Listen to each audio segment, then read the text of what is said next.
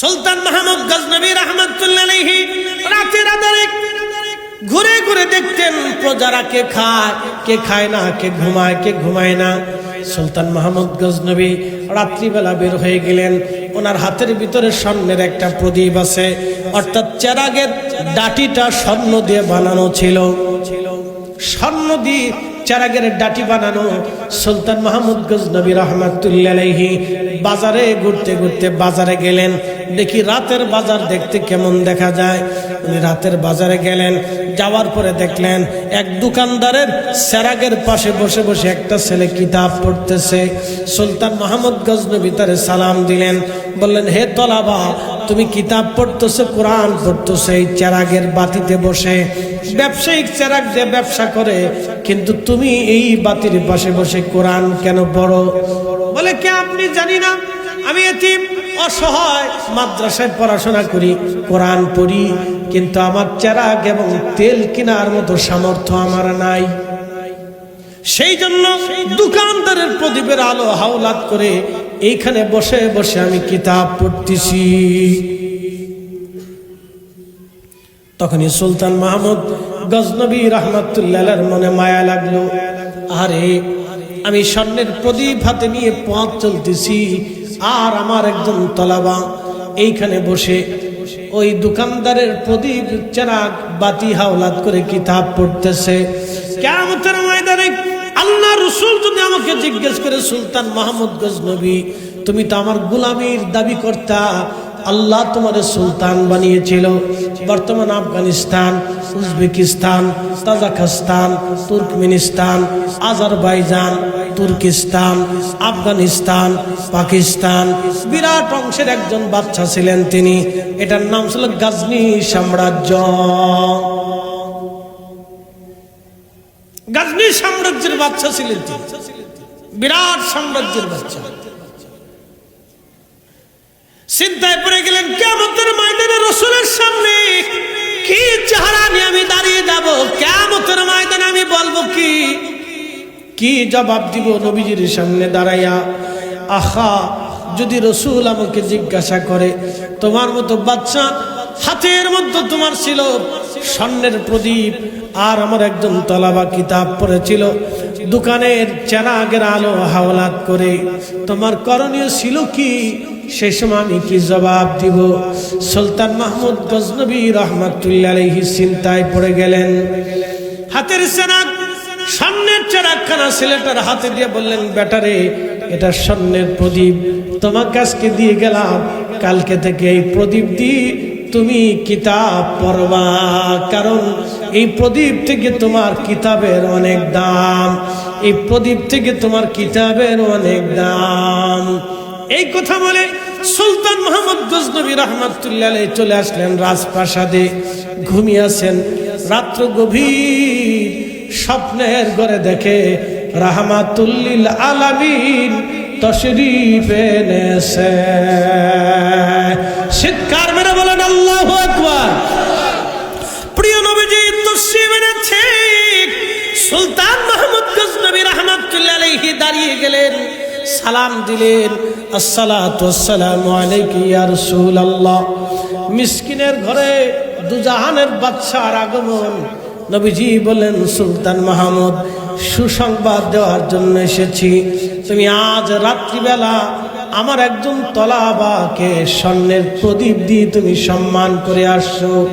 আরে সুলতান মাহমুদ গজনবী, তুমি স্বর্ণের প্রদীপ দিয়ে আমার তলাবাকে সম্মান করো নাই, মূলত তুমি আমাকে সম্মান করেছো। আমি রাসূল এই সম্মানের কারণে তোমাকে সাথে দেখা দিতে আসলাম, সুসংবাদ তোমাকে দিলাম, যাও, আমার আল্লাহ তোমাকে দুনিয়া এবং আখিরাতে কখনো অপদস্থ করবে না।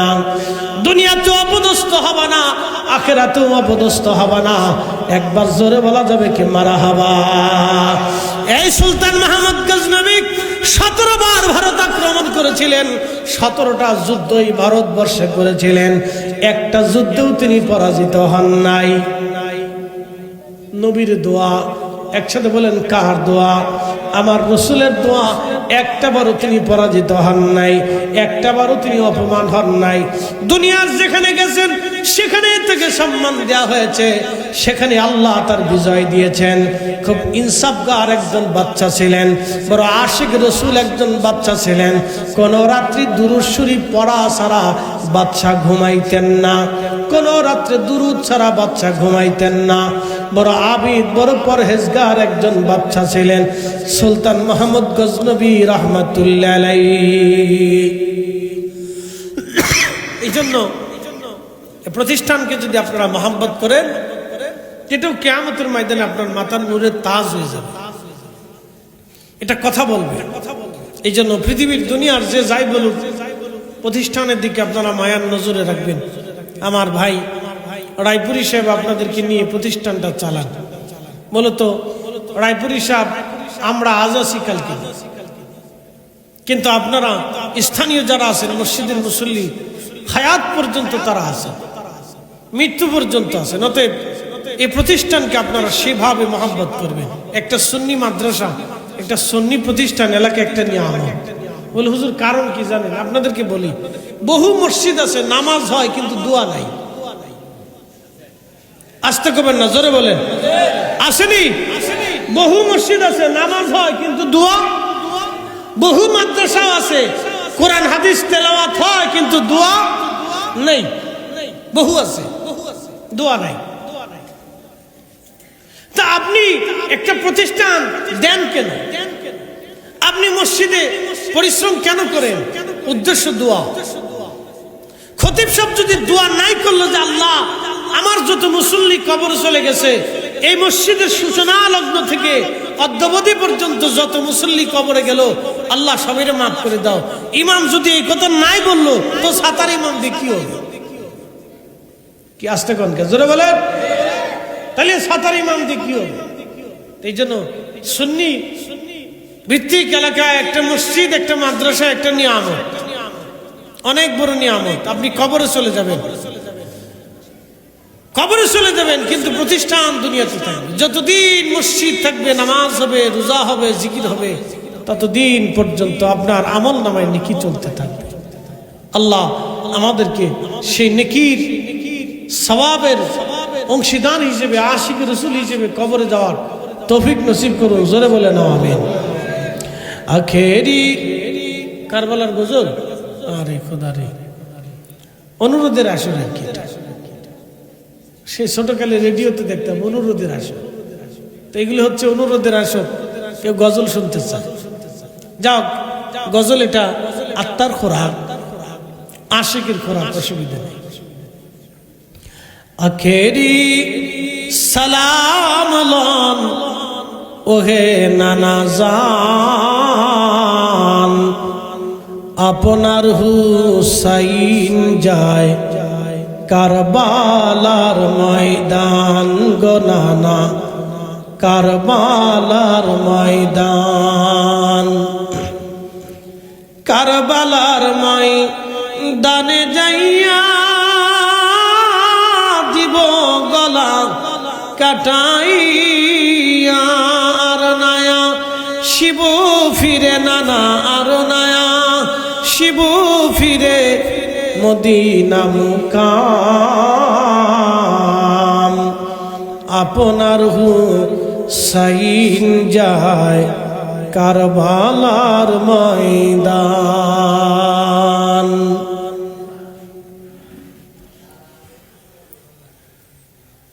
তো গজল অনেক গাওয়া যাবে, আর একটা আছে, আর ওই বুঝি রে যাই রে শুনা, কারবালার মাতম জারি, আর ওই বুঝি রে যাই রে শুনা, কারবালার মাতম জারি। কান্দে ইমাম হুসাইন বিনয় করি, আলিয়াসগরের লাশ বুকে ধরি। কান্দে ইমাম হুসাইন বিনয় করি, আলিয়াসগরের ধরি এক ফোঁটা পানি দিল না ওরা, বুকেতে তীর দিল মারি। ওরে এক ফোঁটা পানি দিল না ওরা, বুকেতে তীর দিল মারি। আর ওই বুঝি রে যাই রে সোনা, কারবালার মাতম জারি। প্রথম যে ঘর আমি নির্মাণ করলাম এই ঘরের নাম বাক্কা। আল্লাহ ফেরেশতা দিয়ে এই বাক্কা নির্মাণ করেছিলেন। প্রথম আল্লাহ বাক্কা নির্মাণ করলেন, উদ্দেশ্য হলো হুদাল্লিল আলামিন, তামাম জগতের মানুষের জন্য তিনি হেদায়েত করবেন। প্রথম ঘর আল্লাহ বানাইলেন বাইতুল্লাহ শরীফ বাক্কা। এটাই প্রথম ঘর, এটাই প্রথম জমিন। এই জমিনের আগে কোনো জমিন সৃষ্টি হয় নাই, এই জন্য জমিনকে বলা হয় উম্মুল কুরা। উম্মুল কুরা জমিনের মা, জমিনের মা উম্মুল কুরা। এই উম্মুল কুরা জমিনের মা আল্লাহ প্রথম সৃষ্টি করলেন এই বাক্কা। যদি কোনোদিন মক্কাতে যান, যদি কাবা শরীফ আপনি দেখেন, তাহলে বুঝবেন এই কাবাটা হচ্ছে প্রথম জমিনের স্থান, এই কাবাটা হচ্ছে প্রথম ঘর, এই কাবা হচ্ছে প্রথম জমিন। এই জমিনের আগে আল্লাহর জমিনে কোনো জমিন ছিল না, এটাই প্রথম জমিন। এই জমিন বরাবর আল্লাহ আর একটা বাইতুল্লাহ করেছেন, এটার নাম বাইতুল ইজ্জত। প্রথম আসমানে, একবারে প্রথম আসমান সোজাসুজি যদি আপনি তাকান, সপ্তম আসমানে আল্লাহ আর একটা বাইতুল্লাহ করেছেন। এই বাইতুল্লাহর নাম হচ্ছে বাইতুল মামুর। ৭০,০০০ ফেরেশতা একসাথে এই বাইতুল মামুরে নামাজ পড়েন। এই কাবা শরীফ বরাবর সৃষ্টির সর্বপ্রথমে আল্লাহর পক্ষ থেকে রহমতে কাবাতে নাজিল হয় এবং এই কাবা শরীফ থেকে তামাম পৃথিবীতে ছড়িয়ে যায়। এই কাবা ঘরকে কেন্দ্র করে আল্লাহ তামাম পৃথিবীর ভিতরে মসজিদ বানিয়েছেন, মাসাজিদ। আজকের যে মসজিদ আপনারা দেখতেছেন, এটা কাবা শরীফের একটা অংশ। একবার জোরে বলা যাবে কি আল্লাহু আকবার? আচ্ছা বলেন, এই মসজিদের ভিতরে কি আপনার জুতা পাই দিয়া যান? মসজিদের ভিতরে কি যাইয়া আপনারা এই কাপড় সতর ব্যঙ্গে তারপরে আপনারা বসে থাকেন? মসজিদের ভিতরে যাই আপনারা যত্র তত্র কি আপনারা ঘুমান? না না, তা করেন না। প্রশ্ন করি, নিজের ঘরের ভিতরে যেইভাবে আপনি ব্যবহার করেন, আল্লাহর ঘর আপনি ওইভাবে ব্যবহার করেন না। কারণ মনে রাখবেন, এই খোদার ঘরে দুনিয়ার কারো আইন চলে না, এই খোদার ঘরে একমাত্র আল্লাহর আইন চলে। ঠিক কিনা?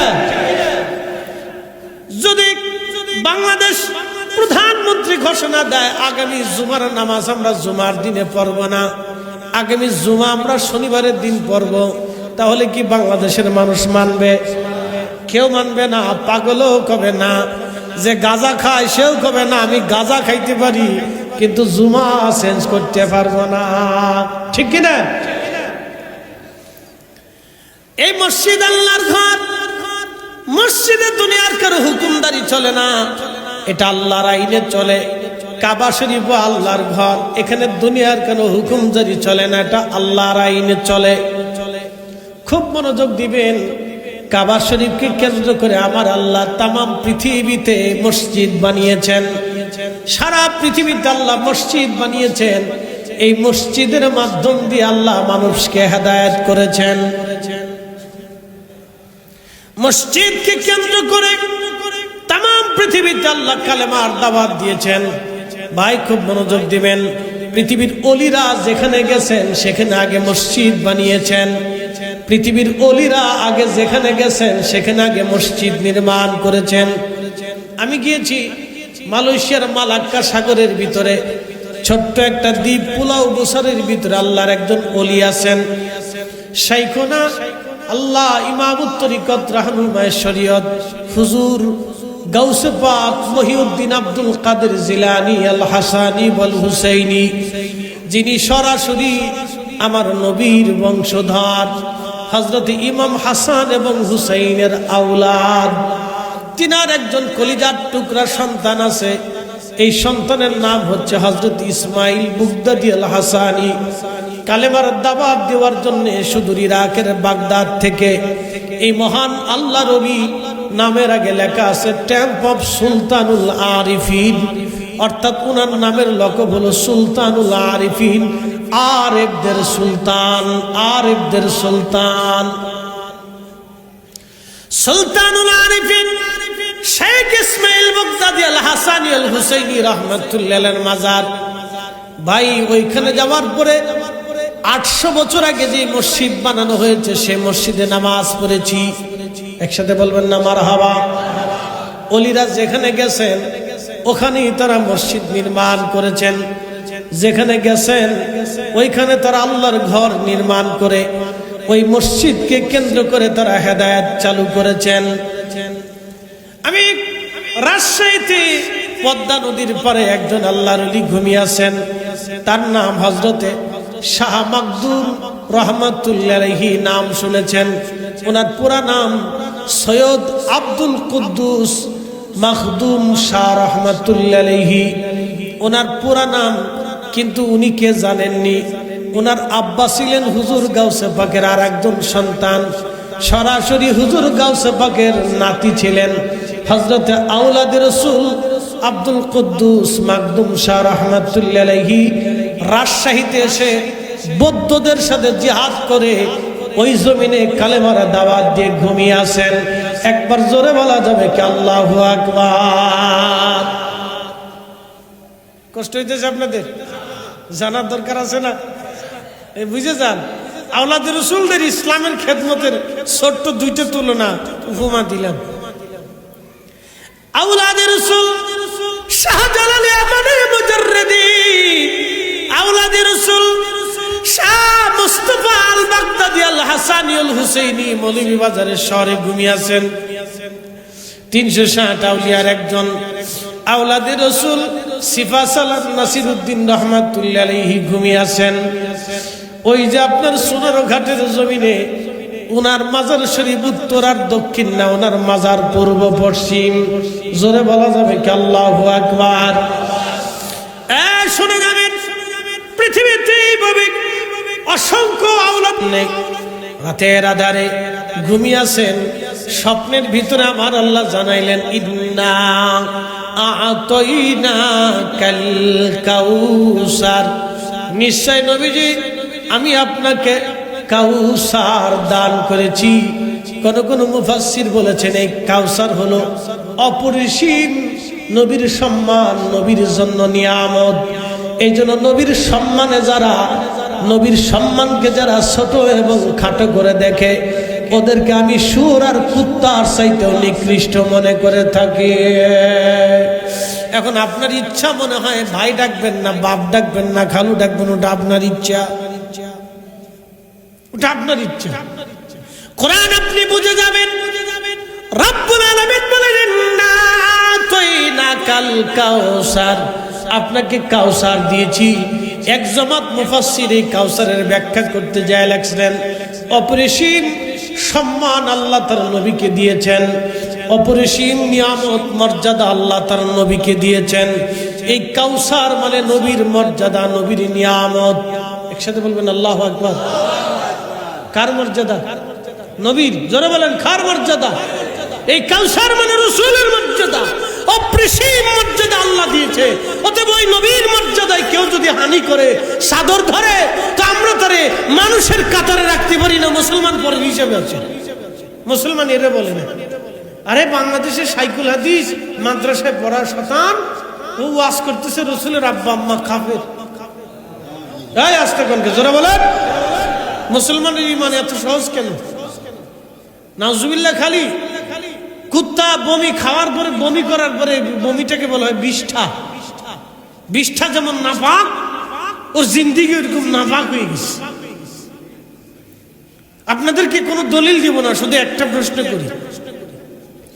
কঠিন হাসরের ময়দানে যে মৌলবীরা বলল রসুলের আব্বা আম্মা কাফের, ওই মৌলবীরাই নবীজির সামনে দাঁড়াবে হাউজে কাউসারের পানি পান করার জন্য। কি কথা কন না কেন, জোরে বলেন। আচ্ছা বলেন, নবী ছাড়া কি হাউজে কাউসার পাওয়া যাবে? হ্যাঁ, একসাথে বলেন, পাওয়া যাবে। রসুল ছাড়া হাউজে কাউসার পাওয়া যাবে না, নবী ছাড়া হাউজে কাউসার কল্পনা করা যায় না।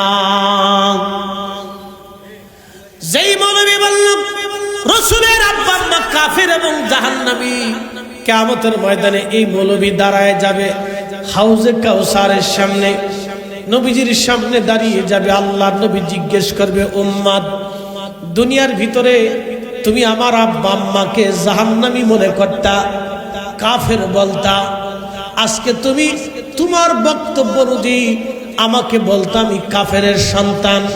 তার মানে তুমি আমার আব্বা আম্মারে কাফের বলার কারণে তোমার দৃষ্টিতে আমি কাফের সন্তান ছিলাম। এই কথা বল না, জোরে বলেন। তাহলে মৌলবী বলল রসুলের আব্বা আম্মা কাফির, তাহলে তার দৃষ্টিতে নবী কি তাহলে কাফেরের সন্তান? এই কি আস্তে কলকে, জোরে বলেন। নবী কি কাফের সন্তান? নবী কি কাফের সন্তান? যেই মৌলবী রসুলের আব্বা আম্মারে কাফের মনে করে, ওই মৌলবী খাওয়ানোর সাথে কুত্তা খাওয়ানো অনেক ভালো। এই আস্তে করবেন না, জোরে বলেন। হাত উঁচা করে বলেন, হাত উঁচা করে বলেন, সাক্ষী দিয়ে বলেন, সাক্ষী দিয়ে বলেন। এই জন্য কবি সুন্দর লিখেছিলেন, মাকালের ফল দেখতে ভালো, উপরে লাল নীল ভিতরে কালো। মাকালের ফল দেখতে ভালো, উপরে লাল নীল ভিতরে কালো। ওরে সারা জীবন এমনি গেল, ওরে সারা জীবন এমনি গেল দয়াল, খাইতে আমরা পারলাম না। যার ভিতরে নাই রসুলের প্রেম, তার সাথে ভাব রাইখো না। ঠিক কিনা ভাই? আমার খুব মনোযোগ দিবেন। নবী আমার ঘুমিয়েছেন, রব্বুল আলামিন স্বপ্নের ভিতরে আল্লাহ জানাইলেন, ইন্না আ'তাইনাকাল কাউসার। নবীজি, আমি আপনাকে হাউজে কাউসারের মালিকানা দিয়ে দিলাম। ওই কাউসার আপনার, ওই কাউসার আপনার। আর হাদিসের ভিতরে এসেছে, সাহাবীরা বলেন, হুজুর কাউসার কি? বলে, কাউসার হলো বেহেশতের একটা নদী, জান্নাতু আদনিন তাজরি মিন তাহতিহাল আনহারু খালিদিনা ফিহা আবাদা।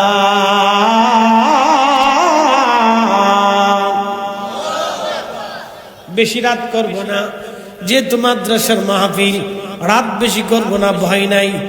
একটু সময় আমাকে দিবেন, 15 থেকে 20 মিনিট আমাকে সময় দিবেন, কথাগুলি শুনে যাবেন। চিরদিনের জন্য মনে রাখবেন, যাতে বেঈমান হয়ে কবরে না যাওয়া লাগে। কারণ ফরিদি সারা জীবন ওয়াজ করবে না। আমার আগে দুনিয়ার থেকে বহু বক্তা কবরে চলে গেছে, আমরাও কবরে চলে যাব। কিয়ামতের ময়দানে আল্লাহ আমাদেরকে দাঁড়া করাবেন। আমি রসুলের শান কেন বলি শোনেন। আমি ওই যে লাইলাতুল বরাতের রাত্রিবেলা মাহফিলে যাচ্ছিলাম, মিরান শাহ তাতারি রহমাতুল্লাহর মাজারের পাশে ওই গ্রামের একটা মাহফিলে যাচ্ছি, বরাতের রাত, গত বরাতের রাত। নাসিরনগর থেকে টলারের ভিতরে উঠলাম। টলার উঠার পরে মাগরিবের আজান পড়লো। মাগরিবের আজান পড়ার পরে আমি ওই মাগরিবের নামাজ ওযু করলাম ফাওয়ারের পানি দিয়ে। মাগরিবের নামাজ নৌকার ভিতরে আদায় করার পরে একটু ক্লান্তি লাগলো, চিন্তা করলাম একটু ঘুমাই। মাগরিবের আজানের পরে নৌকার ভিতরে একটা ব্যাগের উপরে মাথা দিয়ে ঘুমিয়েছিলাম। স্বপ্নের ভিতরে কে জানি একজন আমাকে এসে বলতেছে, তুমি বেশি বেশি করে আল্লাহ রসুলের শান ওয়াজ করতে থাকো, বেশি বেশি করে নবীর শান গাইতে থাকো। একবার জোরে বলা যাবে কি আল্লাহু আকবার। জীবনে বহু স্বপ্ন দেখেছি, এই স্বপ্নটা আমার জীবনের এক উত্তম স্বপ্ন। কারণ শয়তান কোনোদিনও নবীর শান বলতে কাউকে বলে না, ঠিক কিনা? স্বপ্নের ভিতরে মাগরিবের নামাজ পড়ে বরাতের রাত শুরু হয়ে গেল। মাগরিবের নামাজ পড়ে আমি নফল পড়ে দোয়া করে শুয়ে পড়ছি। ওই নৌকার ভিতরে স্বপ্নের ঘরে আমাকে কে জানি বলে যাচ্ছে, বেশি বেশি করে নবীজির শান গাইতে থাকো, তুমি বেশি বেশি করে রসুলের শান গাইতে থাকো। বন্ধু, এই জন্য আমি কোনো মাহফিলে কোনো বক্তব্যে আমি নবীর শান ছাড়া কোনো ওয়াজ শেষ করি না। আমি যেখানেই যাব, পৃথিবীর যেখানে যাব, আমার আদত হচ্ছে আমি ওয়াজের ফাঁকে আমার রসুলের শান আমি বর্ণনা করি।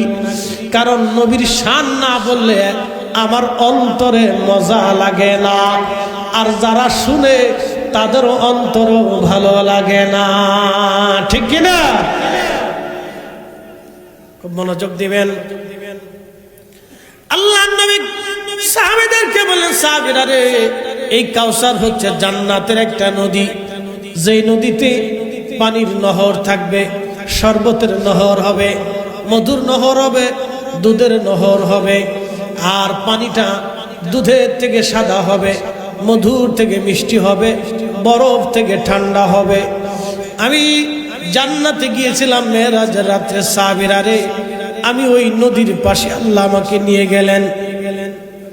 নদীর নিচটা সন্নত, নদীর নিচটা মণি মুক্তা দিয়ে জহরত দিয়ে গাথা আছে। নদীর দুই পার স্বর্ণ দিয়ে নির্মাণ করা আছে। নদীর পানিগুলি যারা পান করবে, ওই পান পাত্রগুলি চমৎকার সুন্দর সুন্দর জহরত দিয়ে বানানো আছে। দামি দামি বেহেশতি জহরত দিয়ে ওই পান পাত্র পেয়ালাগুলি বানানো আছে। পেয়ালা পেয়ালা, যে পেয়ালা দিয়ে ওই নদীর পানি পান করবেন। আল্লাহ নবী বললেন, সাহাবীরা রে, ওই নদীর পানি আল্লাহ আমাকে দান করেছেন। তার মানে কি বুঝলেন? জান্নাতে গেলেও নবী লাগবে, কারণ ওই জান্নাতের কাউসারের পানি আল্লাহ নবীর মালিকানায় দিয়ে রাখছে। জোরে বলবেন আল্লাহু আকবার। না হয় আরো জোরে বুঝাইতেছি, আরো জোরে বলেন, জোরে। সাক্ষী দিতে হবে, আমি সাক্ষী ছাড়া মুসলমান বিশ্বাস করি না। হ্যাঁ, জোরে জোরে জোরে জোরে জোরে। জান্নাত কতদিন থাকবে? আবাদুন আবাদা, চিরস্থায়ী।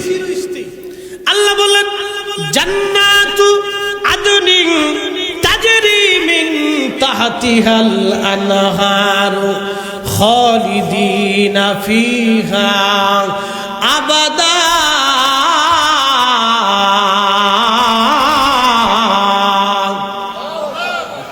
চিরদিন থাকবে, কোনদিন শেষ হবে না সেই জান্নাত, কোনদিন শেষ হবে না সেই জান্নাত।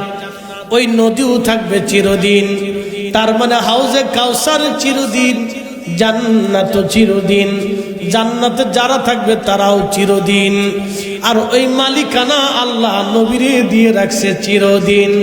তাহলে হাসরেও নবী লাগবে, ফুলসিরাতেও নবী লাগবে, মিজানেও নবী লাগবে, ওই যে আপনার কবরেও নবী লাগবে, ফুলসিরাতেও নবী লাগবে, জান্নাতে গেলেও নবী লাগবে। আজকে যারা রসুলের আব্বা আম্মারে কাফের ফতোয়া দিয়া, নবীর আব্বা আম্মারে জাহান্নামী ঘোষণা দিয়া আমাদেরকে তৌহিদের বাণী শোনাইতে চায়, নাম দিছে তৌহিদি জনতা। তাওহীদের বাণী যারা শোনাইতে চাও, তোমার তাওহীদ নিয়ে তুমি পড়ে থাকো। রিসালাত বাদ দিয়ে আমরা তাওহীদ নিতে চাই না। আল্লাহ আমাদের নাম দিয়েছেন মিল্লাতা আবিকুম ইব্রাহিমা হুয়া সাম্মাকুমুল মুসলিমিন।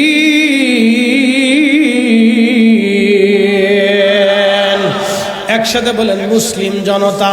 জোরে বলেন মুসলিম, আরো জোরে বলেন মুসলিম। একসাথে বলেন মুসলিম জনতা। জোরে বলেন আমরা কি জনতা? জোরে বলেন কি জনতা? কে নাম দিছে?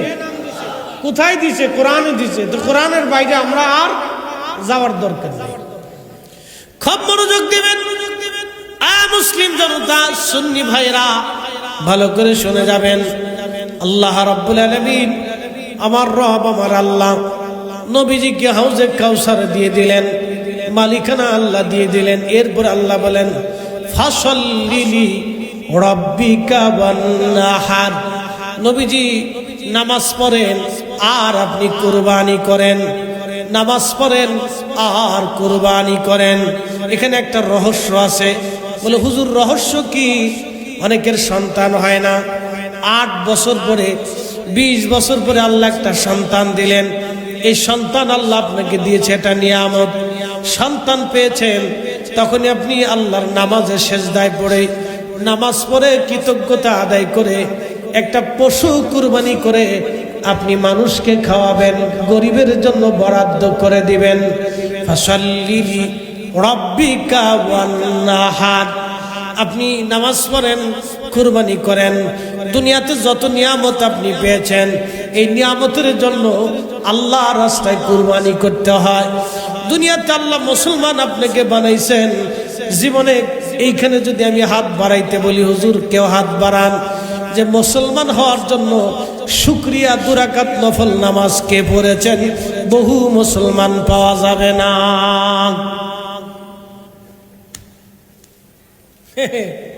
বহু মুসলমান পাওয়া যাবে না যে আল্লাহ আপনাকে সুন্নি বানিয়েছেন, আখিরি নবীর উম্মত বানিয়েছেন, সেরা নবীর শ্রেষ্ঠ উম্মত বানিয়েছেন, মুসলিম বানিয়েছেন।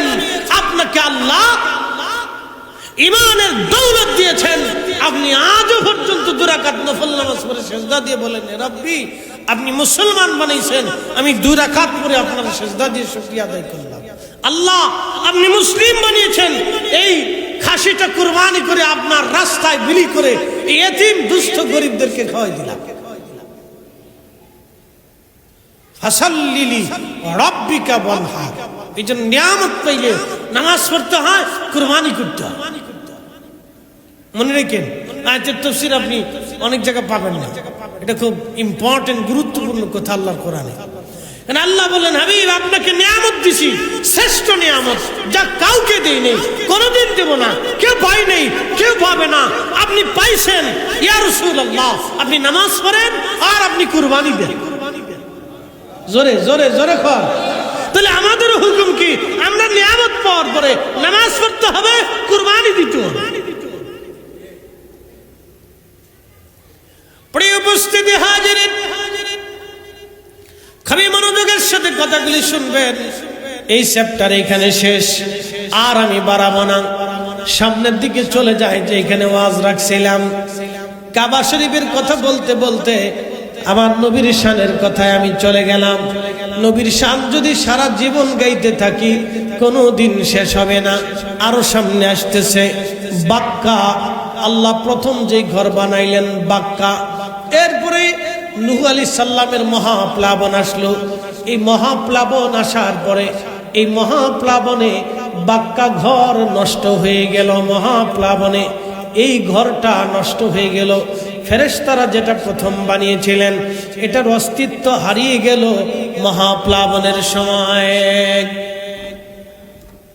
কিন্তু আমার রব্বুল আলামিন হযরত নূহ আলাইহিস সালামকে এই কাবা শরীফের চারপাশে 40 দিন পর্যন্ত তিনাকে আমার আল্লাহ, এই নূহ নবীর নৌকা কাবা শরীফের চারপাশে 40 দিন পর্যন্ত তাওয়াফ করতেছিল, শুধু ঘুরতেছিল।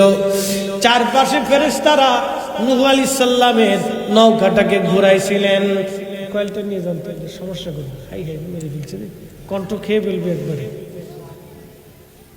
হ্যাঁ, কালকে কণ্ঠ ফিরে যাবে, অনেক বক্তা বুঝে না। কয়েল এটা মারাত্মক, এটা বিষ।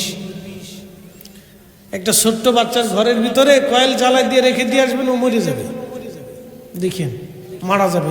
কোনো বাচ্চাদের ঘরের ভিতরে কয়েল চালাবেন না, মশার কয়েল দিবেন না, না পারলে এটা ছেড়ে দিবেন, এগুলো বিষ।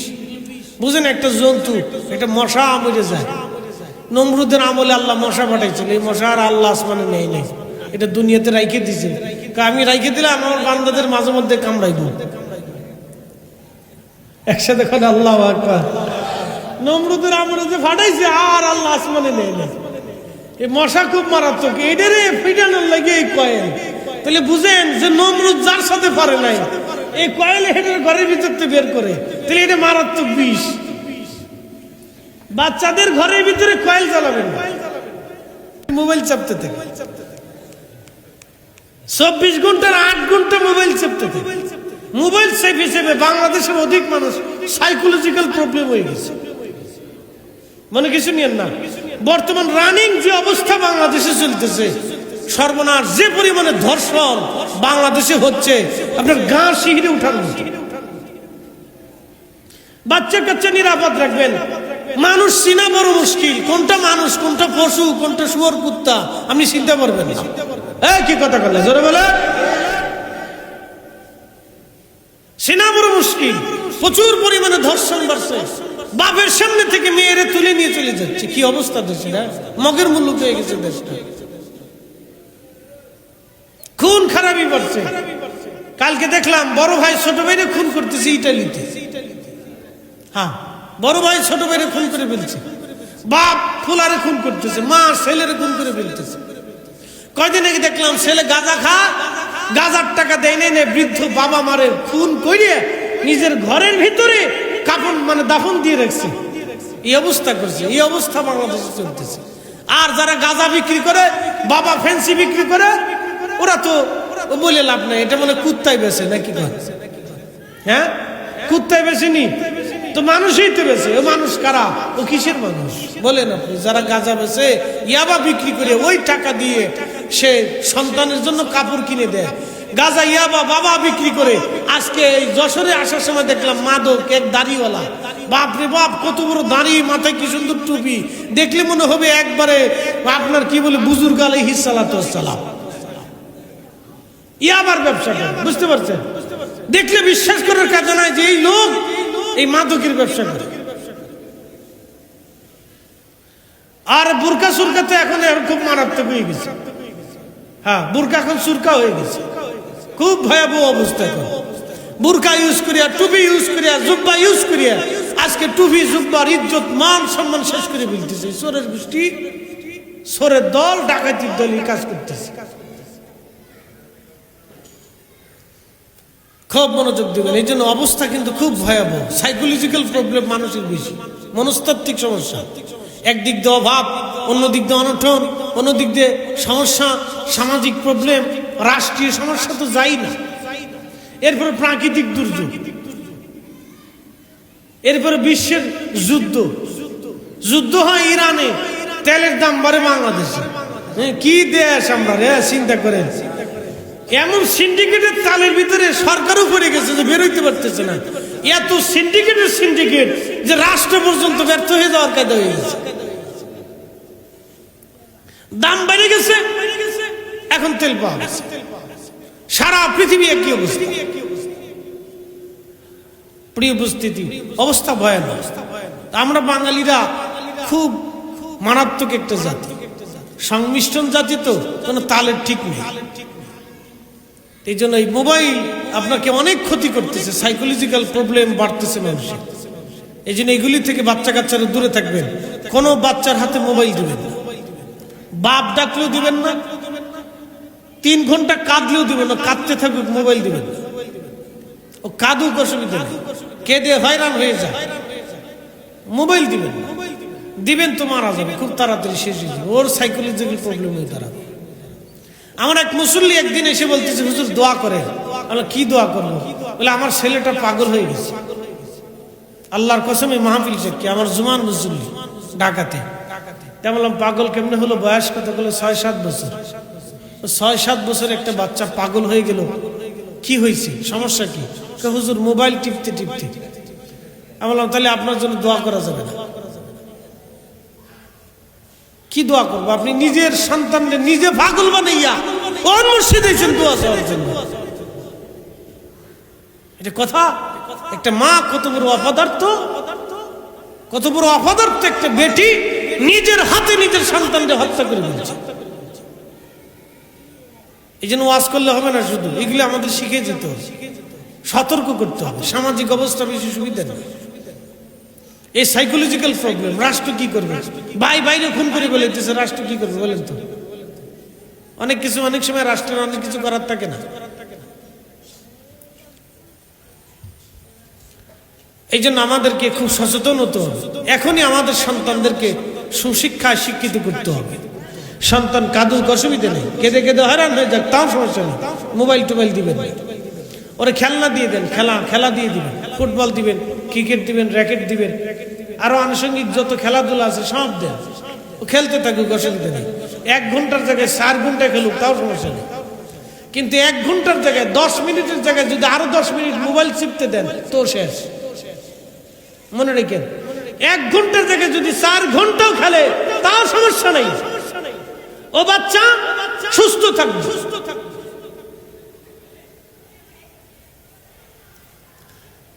প্রিয় উপস্থিতি, হযরত সাইয়েদুনা ইব্রাহিম, হযরতে নূহ আলাইহিস সালাম চারপাশে, কাবা শরীফের চারপাশে 40 দিন পর্যন্ত মহাপ্লাবনে আল্লাহ ভাষায় ভাষায় রাখলেন, চারপাশে ঘুরাইতে লাগলেন। 40 দিন পর্যন্ত পানির উপরে রেখে আল্লাহ কাবা তওয়াফ করাইলেন। সেই কাবা শরীফকে গাথার জন্য আমার আল্লাহ ইব্রাহিমকে পাঠাইলেন, ইব্রাহিম যাও কাবা শরীফ গাথো। সাইয়েদুনা ইব্রাহিম আলাইহিস সালাম এই কাবা শরীফের কাছে আসলেন, ছেলে ইসমাইল জবহুল্লাহকে নিয়ে কাবা শরীফ গাথা শুরু করলেন। জাবাল আবু কুবাইস পাহাড়ের পাথর থেকে পাথর এনে কাবা শরীফ পাথর কেটে কেটে ইব্রাহিম আলাইহিস সালাম কাবা ঘর গাঁথতে লাগলেন। গাঁথতে গাঁথতে কাবা শরীফ উঁচু হয়ে যায়, আরো উঁচু করা লাগবে। ইব্রাহিম আলাইহিস সালাম সে হাজরে আসওয়াদ, দুঃখিত সেই মাকাম ইব্রাহিমের পাথর, যারা হজে গেছেন কাবা শরীফের পাশে একটা পাথর আছে, এই পাথরে হযরত ইব্রাহিম আলাইহিস সালামের পায়ের ছাপ আছে।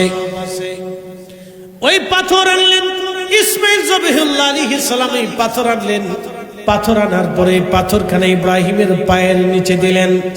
কিন্তু শুনে যান, নবীদের মুজিজা, আল্লাহর কুদরত, ওই পাথর আর শুধু পাথর রইল না, ওই পাথরটা হয়ে গেল অটোমেটিক লিফট। ওই পাথর উপরে যায় আবার নিচে চলে আসে। যখন উপরে যাওয়ার প্রয়োজন হয়, পাথর কাবা উপরে গাঁথার প্রয়োজন হয়, তখন পাথর উপরে উঠে যায়। আবার নিচে নামার প্রয়োজন হলে পাথর নিচে নেমে যায়। ওই পাথরে কদম রাখতে রাখতে হযরত সাইয়েদুনা ইব্রাহিম আলাইহিস সালামের পায়ের দাগ পাথরের মধ্যে লেগে গেল।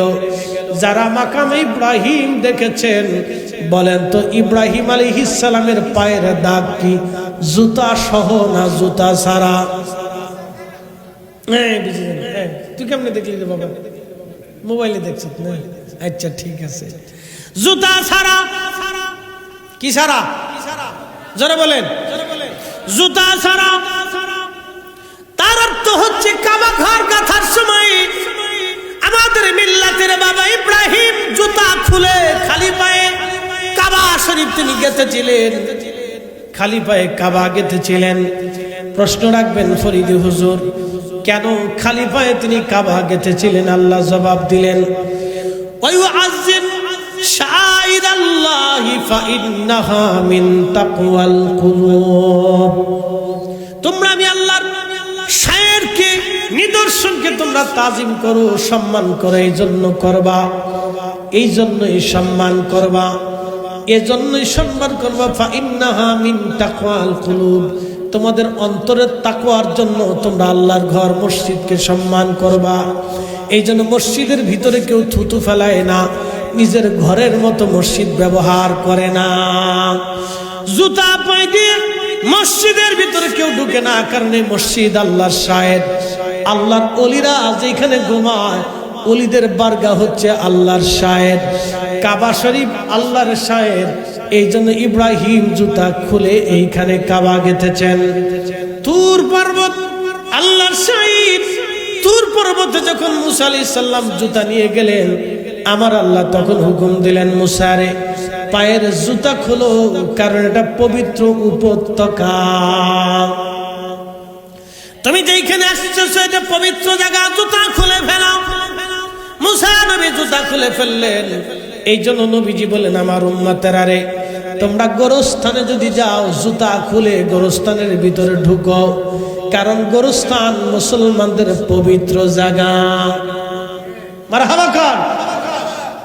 গোরস্থান কি মুসলমানদের পবিত্র জায়গা। জুতা খুলে যাও। বসির ইবনে খাসাফির হাদিস, সেই মুসলিম আছে, বিশুদ্ধ হাদিস। গোরস্থানে ঢুকলে জুতা খুলে ঢুকো, কবরের পাশে দাঁড়াইলে জুতা খুলে দাঁড়াও, কবর জিয়ারত করো। এই জন্য মাজার জিয়ারত করার সময় আমরা অধিক আদব দেখাই। এই আদব দেখানোটাকে অনেকেই বলে শিরিক, বেদাত, কিন্তু না, আমরা অলিদেরকে সম্মান করি, কারণ অলিরা আল্লাহর শায়ের। কি কথা কন না কেন, ঠিক কিনা? অলিরা কার শায়ের? আল্লাহর শায়ের। আমার নবীর রওজা আল্লাহর শায়ের, মসজিদে নববী আল্লাহর শায়ের, রিয়াজুল জান্নাহ, রিয়াজুল জান্নাহ, রিয়াজুল জান্নাহ, যেইখানে আল্লাহর জান্নাতের বাগান, আল্লাহর শায়ের। বন্ধু খুব মনোযোগ দিয়ে কথাগুলি শুনবেন, আল্লাহর শায়ের। এই মক্কা হচ্ছে আল্লাহর শায়ের। হযরত ইব্রাহিম এবং ইসমাইল দুইজন এইখানে কাবা শরীফ গাঁথলেন। কাবা গাঁথার পরে আল্লাহ বলেন, ইব্রাহিম তুমি হজের জন্য আজান দাও। হজের জন্য কি দাও? আজান দাও। জাবাল আবু কুবাইস পাহাড়ে দাঁড়াইয়া হযরত ইব্রাহিম আলাইহিস সালাম হজের আজান দিলেন। ওই হজের জন্য একটা আজান ইব্রাহিম দিয়েছিলেন, আর কেউ দিতে পারে না, আর কোনোদিন হবে না। উনি একটাবার আজান দিবেন, আল্লাহকে বললেন, আল্লাহ আমি এইখানে দাঁড়ায় আজান দিলে আমার কই আওয়াজ কি পৃথিবীর মাশরিকে মাগরিবে শিমালে জুনুবে কি পৌঁছাবে? আল্লাহ বললেন, ইব্রাহিম তুমি আজান দাও, এই আওয়াজ পৌঁছানোর কাজ তোমার না, এই আওয়াজ পৌঁছানোর কাজ আমি আল্লাহর। এই জন্য আমরা দুরুদ পড়ি, নবীকে সালাম দেই। এই দুরুদ সালাম মদিনায় পৌঁছানোর কাজ আমাদের না, এই দুরুদ সালাম পৌঁছানোর কাজ আমার আল্লাহর। কি কথা বল না কে? দুরুদ সালাম পৌঁছানোর কাজ কার? পড়ার দায়িত্ব আমাদের। কথা ঠিক আছে নি? পড়ার দায়িত্ব আমাদের, পৌঁছানোর দায়িত্ব আল্লাহর। ওটা আমরা চিন্তা করে লাভ নেই। অনেকে নবী শোনেনি, শোনেনি, তোমার প্রশ্ন আসবে কে বেটা? আমি তোমার এই প্রশ্ন কে? শুনে কি শুনে না সেটা তো তোমার প্রশ্ন না, শুনবে কি শুনবে না সেটা আল্লাহর জিজ্ঞাসা। কি কথা ঠিক আছে কিনা? তুই পারলি আল্লাহর জিজ্ঞাসা, আল্লাহ তোমার নবী শুনেনি, তো মরার পরে আল্লাহর জিজ্ঞেস যা, ও তো পাঠাম সালাম কেমনে দিয়ে দিয়েছে।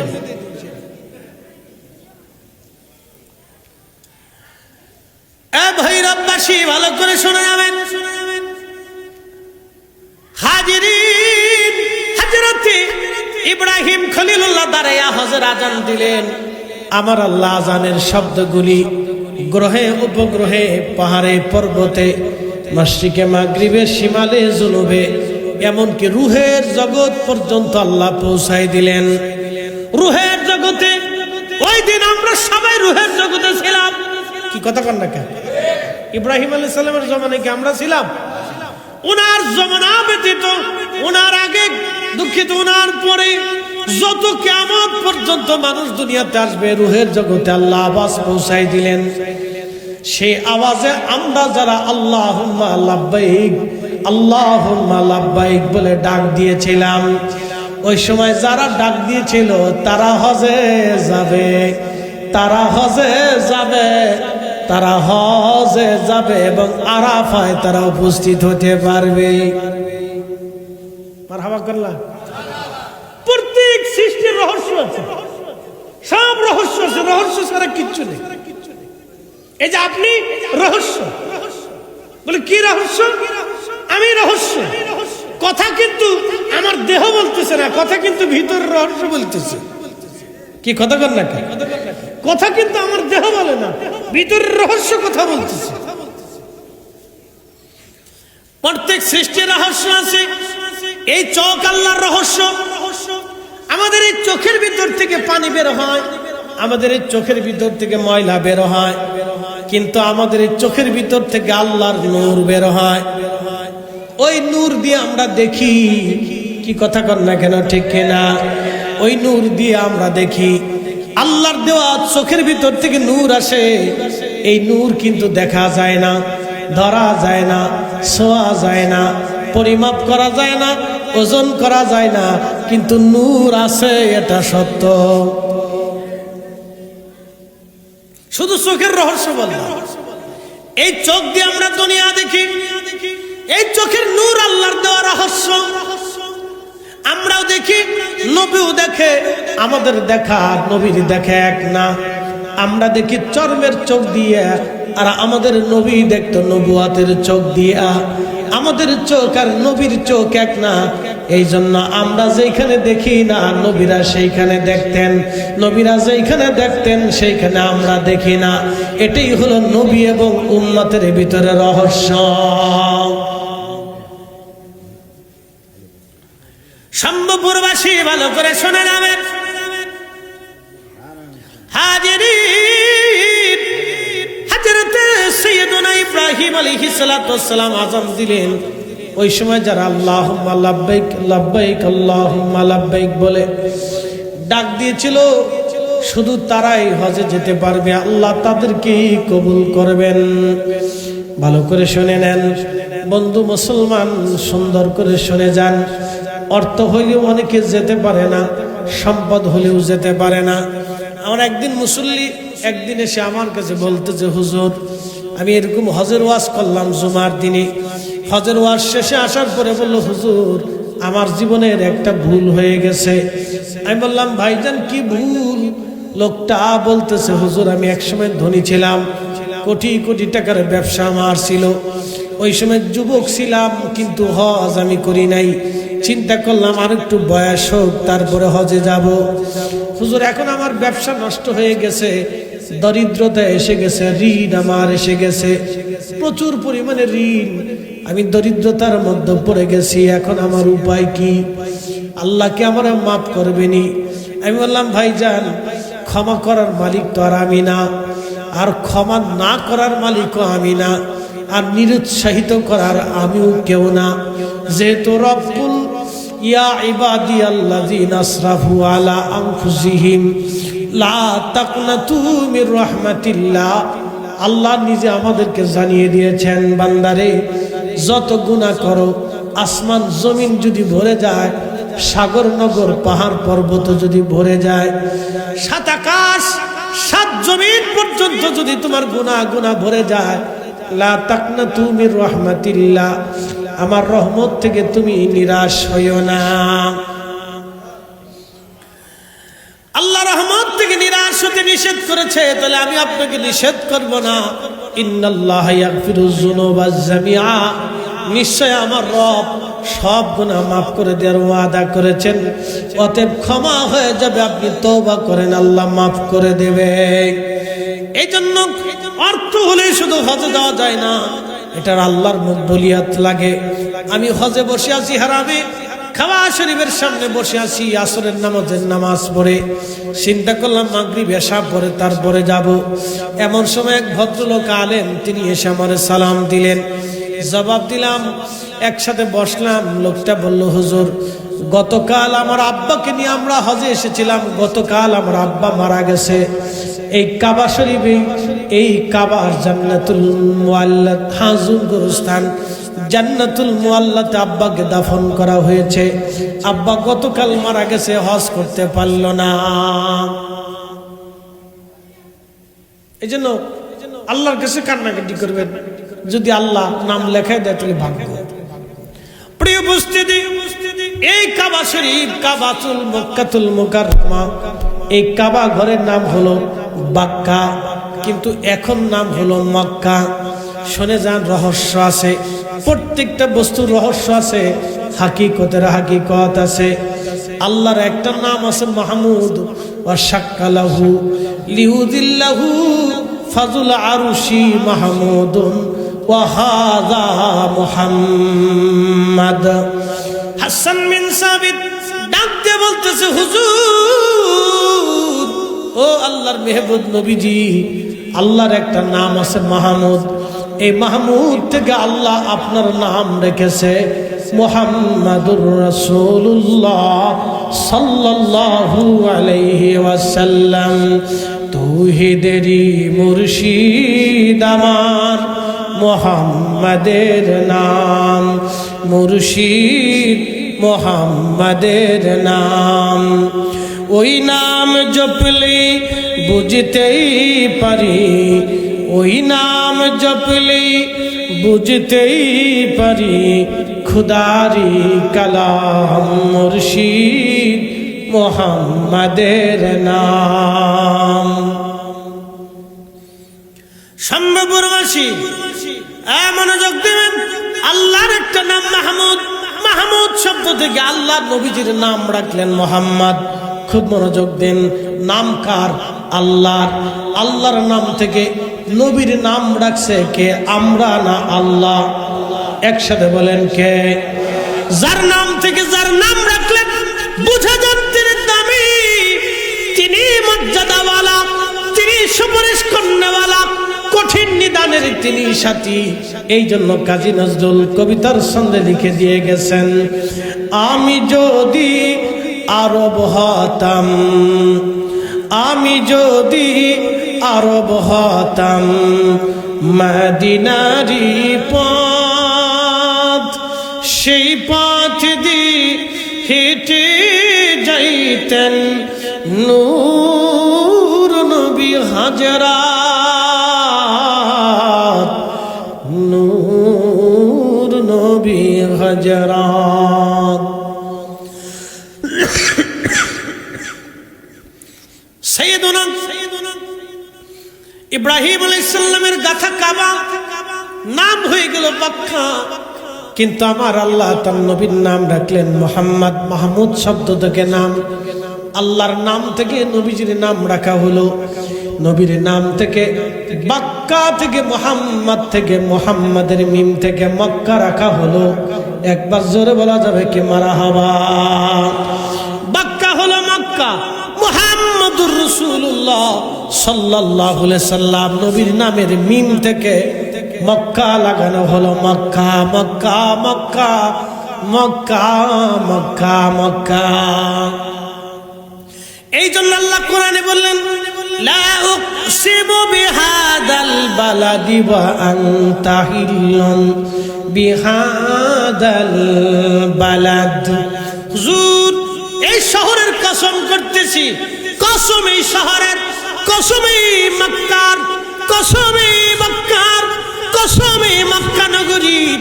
কারণ বিহাদাল বালাদ ওয়া আনতা হিল্লুন বিহাদাল বালাদ, আপনি এই শহরে বেলাদত নিয়েছেন, আপনাকে শহরে পাঠিয়েছি, জন্মগ্রহণ করিয়েছি, এই জন্য আমি শহরের কসম করলাম। তাহলে বুঝতে পারতেছেন আমার নবীর কারণে মক্কার দাম বাড়ছে, মক্কার কারণে মুহাম্মাদের দাম বাড়ে নাই, মুহাম্মাদের কারণে মক্কার দাম বাড়ছে। একবার জোরে বলা যাবে কি ইয়া রাসূলুল্লাহ? শ্রেষ্ঠ নবী দিলাম রে তরিয়ে নিতে রোজা হাসরে, শ্রেষ্ঠ নবী দিলাম রে তরিয়ে নিতে রোজা হাসরে, পথ না ভুলি তাই তো দিলে পাক কুরআনের বাণী, খুদা তোমার মেহেরবানি। সুন্দর ফল সুন্দর ফল মিঠা নদীর পানি, খুদা তোমার মেহেরবানি। মুসলমান খুব মনোযোগ দেবেন, তাহলে রাসূলের শান আপনারা বুঝবেন, কত শানওয়ালা, কত মানওয়ালা। কিন্তু আফসোস, মক্কা ঘরে মুসলমান চুমা লাগাইলো, মক্কা ঘর ধরে মুসলমান কান্নাকাটি করলো, দোয়া করলো। হাজরে আসওয়াদ চুমা দেওয়ার জন্য মনে হয় বিশ্বযুদ্ধ লাগছে। হাজরে আসওয়াদ চুমা দেওয়ার জন্য মুসলমান পাড়াপাড়ি গুতাগুতি ধাক্কা ধাক্কি করে। কে কার আগে হাজরে আসওয়াদের চুমা দিবে? আচ্ছা বলেন তো, হাজরে আসওয়াদ তো একটা পাথর, একটা পাথর তার মূল্য কি আছে? একটা পাথরের 4 পয়সা মূল্য নাই। কিন্তু হাজরে আসওয়াদের দাম কেন বাড়লো জানলেননি? আমার নবী ওই পাথরের চুমা দিয়েছেন বিদায় কোটি কোটি মুসলমান ওই পাথরের চুমা লাগায়, ঠিক কিনা? আমার নবী কাবা শরীফ ধরে দোয়া করছেন বিদায় মুসলমানরা কাবা ঘর ধরে দোয়া করে। আমার নবী মাকামে ইব্রাহিমে নামাজ পড়ে দোয়া করছেন বিদায় মুসলমানরা মাকামে ইব্রাহিমে দোয়া করে। কথা ঠিক আছে কিনা? ভালো করে শুনে যাবেন। এই জন্য বাক্কা বাক্কা হয়েছে নবীর কারণে, বাক্কা মক্কা হয়েছে নবীর কারণে। মক্কা কেবলা ছিল না, কেবলা ছিল আমাদের বাইতুল আকসা। মদিনাতে চলে যাবেন, মসজিদে কেবলাতাইন তার বাস্তব প্রমাণ, মসজিদে কেবলাতাইন তার বাস্তব প্রমাণ। মক্কা আমাদের কেবলা ছিল না, আমাদের কেবলা ছিল বাইতুল আকসা। কিন্তু নবীজির মন কেবলার দিকে ঘুরে থাকে।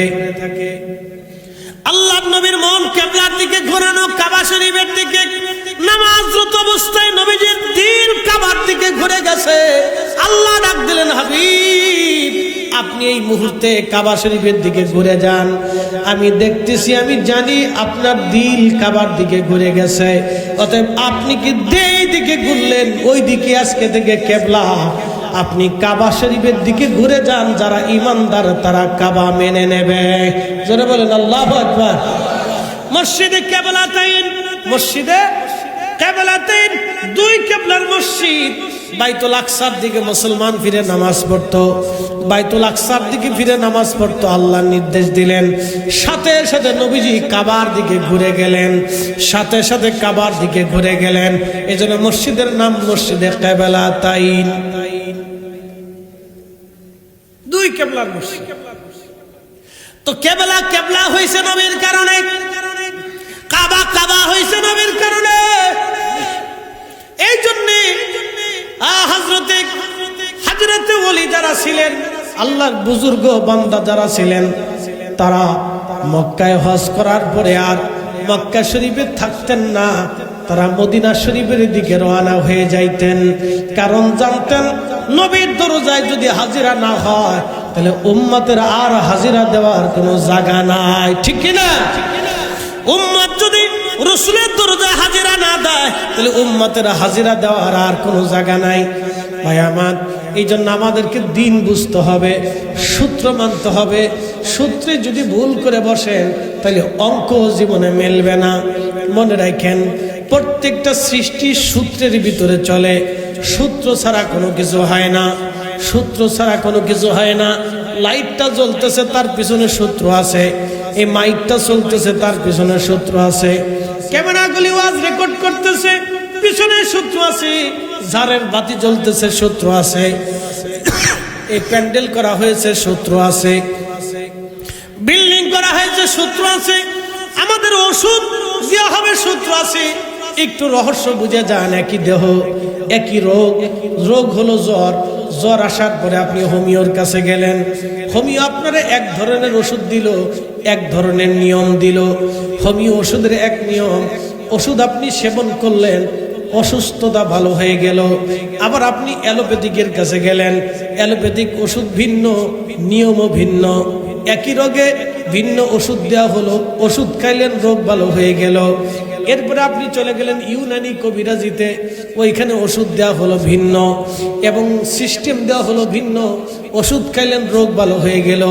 রোগ কিন্তু একটা, দেহ কিন্তু একটা, চিকিৎসা হলো তিন পদ্ধতিতে। আর এক পদ্ধতি আছে আল্লাহর ওলিদের দোয়া, আর এক পদ্ধতি আছে পানিতে ফু। আর আমাদের আগেকার বুজুর্গরা পানির মধ্যে ফু দিত, কোরআনের তেলাওয়াত আয়াত তেলাওয়াত করে পানিতে ফু দিত। পানি আর পানি থাকতো না, আল্লাহ ওই পানিটাকে মেডিসিন বানায় দিত, ওষুধ বানায় দিত। একসাথে বলবেন আল্লাহু আকবার। না না, আরো জোরে বলেন আল্লাহু আকবার। পানিটা কি হয়ে যেত? মেডিসিন হয়ে যেত। বন্ধু আমার খুব মনোযোগ দিবেন, পানিটা মেডিসিন হয়ে যাইত। তাহলে বোঝা গেল কোরআন শরীফ শেফা, কোরআন শরীফ শেফা। কিন্তু কোরআন শেফা কার জন্য? আমি পানিতে ফু দিলে পানি ওষুধ হয় না, কিন্তু একজন আল্লাহর বুজুর্গ বান্দা পানিতে ফু দিলে ওষুধ হয়ে যায়। এর পিছনে রহস্য আছে, এর পিছনেও সূত্র আছে। আপনি এলমে লাদুন্নি শিখতে চান, আলাদা সূত্র আছে। আপনি এলমে জাহের বুখারী শরীফ যদি পড়তে হয় আপনাকে সূত্র মোতাবেক চলতে হবে। নাহু সরফ শিখতে হবে, বালাগাত মান্তিক ফাসাদ শিখতে হবে। এরপরে নাহু সরফের অনেকগুলি ক্লাস বিদ্যা আপনাকে শিখতে হবে। এরপরে অর্থ মিনিং শব্দ ভান্ডার আপনাকে জানতে হবে। এরপরে উস্তাদের দর্শে বৈশা হাদিস কেমনে পড়তে হয়। এরপরে ধীরে ধীরে ধীরে ধীরে আপনি পারবেন, একদিনে পারা সম্ভব না। কোরআনের অর্থ করতে পারবেন না, এটা শিখার জন্য একটা সূত্র আছে। অতএব হাদিস উলুমুল ফিক, উলুমুত তাফাসির, উলুমুল হাদিস, এর পিছনে সূত্র আছে। আর একটা সূত্র হলো উসুল হাদিস। হাদিস বুঝতে হলে হাদিসের উসুল জানতে হয়, কোরআন শিখতে হলে কোরআনের তফসির বুঝতে হলে তফসিরের উসুল জানতে হয়। এটাকে বলা হয় নীতিমালা। বন্ধু আমার, খুব মনোযোগ দিবেন, প্রত্যেক কিছুর সূত্র আছে। ইলমে মারিফতের একটা সূত্র আছে। ইলমে মারিফতের প্রধান সূত্র হলো ইশকে রাসূল। ইশকে রাসূল যদি না থাকে উম্মত কোনোদিনও কামিয়াব হয় না। আল্লাহ আমাদেরকে কামিয়াবি হওয়ার তৌফিক নসিব করুন। আওয়াজ তুলে জোরে বলেন আমিন। আল্লাহুম্মা সাল্লি আলা।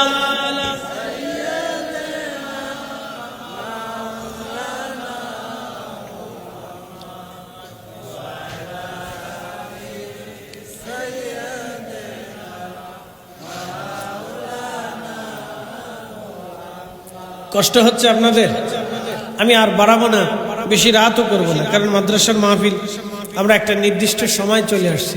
বেশি রাত হলে দুর্বলতা আসবে, এই জন্য নির্দিষ্ট সময় আমরা শেষ করে দিব। গুরুত্বপূর্ণ কথা আপনাদেরকে এক টানে আমি শুনিয়েছি।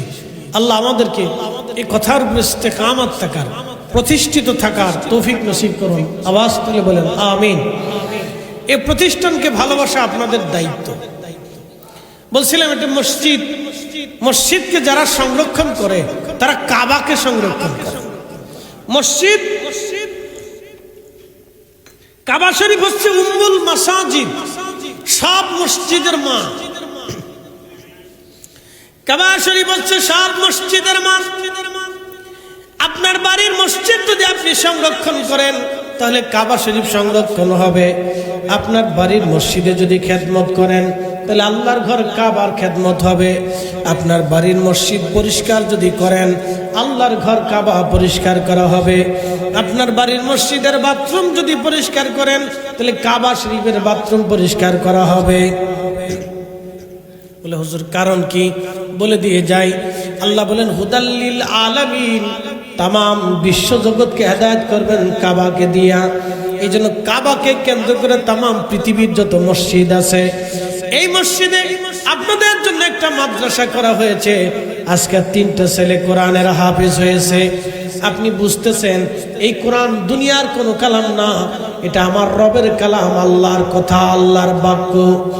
আল্লাহর বাক্যগুলি ছেলেরা বছরের পর বছর ধরে তাদের সিনার ভিতরে জমা করেছে।